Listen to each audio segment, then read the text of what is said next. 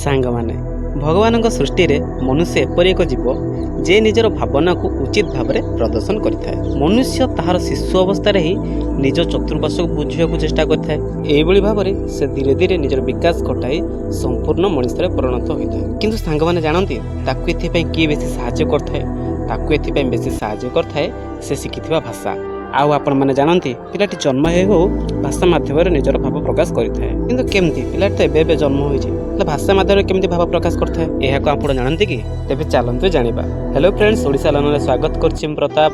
तेबे आसंतु जानिबा छोट पिलाटे किपरि कथा कहबा शिखे। सांग माने कहानी स्टार्ट होउची गोटे छोट शिशुर जन्म ठार। शिशुटी जेतेबेले जन्म नहीं थाए तार शरीर छोट थाए ना तार सेतेबेले शरीर विकास होता है ना तार मानसिक विकास होता है। किंतु जन्म हो पिलाटी कांदिबा आरंभ करे आहो जनाए जे मु को जगह को आसीगली। आ सांग माने आपण समस्त जानती से कांदिबा होची पिलाटी कहूथुबा प्रथम भाषा जहाँ से कांदिबा द्वारा प्रकाश करता है। पिलाटी संपूर्ण रूपे वास्तविक रूप से ए पृथ्वी सहित अपरिचित थाए। धीरे धीरे आस्ते आस्ते गोटे लोक तार सब कथा बुझे तार बहुत जत्न निए और पिला जानी जाए ए लोकटी होउची तार बहुत निजर।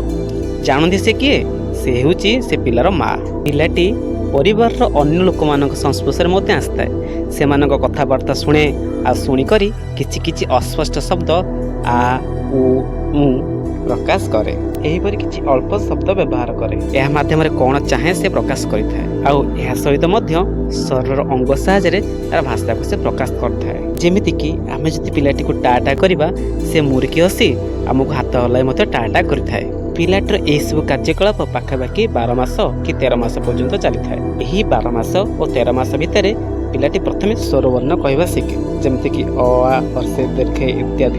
धीरे धीरे व्यंजन वर्ण कहवा शिखे और पर दुईटी जाक मिसाई छोट छोट शब्द कहे।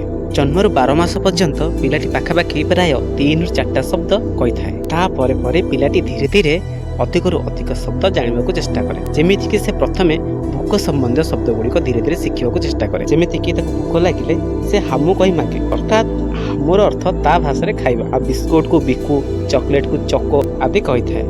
एमिति पाखापाखि 18 मास और 1.5 वर्ष बेलू पिलाटी प्राय 10 ରୁ 12टा शब्द शिखी जाए। आउ 2 वर्ष बेलू धीरे धीरे करी पाखापाखि 262टी शब्द शिखी जाए। अन्य मानक देखी अनुकरण करी उच्चारण करने शिखे। फिल्म देखी डायलॉग कहवा शिखी थाए।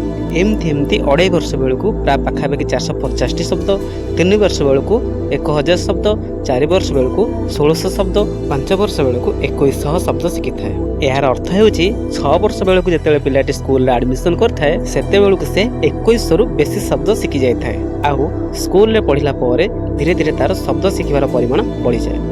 पिला पंचम पढ़िया बेलू अर्थात 11 वर्ष बेलू 50,000 शब्द शिखी थाए। अष्टम तथा 14 वर्ष बेलू 80,000 शब्द शिखी थाए और दशम बेलू माने 16 वर्ष बेलू पाखापाखि 1,00,000 ରୁ अधिक शब्द शिखी जाए थाए। ताहेले पिलाटी एहीपरि जेते शब्द शिखी थाए सेते तार कथा कहबा मार्जित होई थाए। तेणु पिला मानकु पढ़ाइबा उचित। पिला माने पढ़िले देश आगु आगु बढ़ी थाए। तेणु सांग माने आपण समस्त जानि पारले छोट पिलाटी किपरि कथा कहबा शिखी थाए। ताहेले ए वीडियो रे एतिकी। जदि वीडियोटी आपनको भल लागिला त लाइक और कमेंट करंतु और आम चैनल ओडिशा लर्नर को सब्सक्राइब करंतु। रहिली जय हिंद।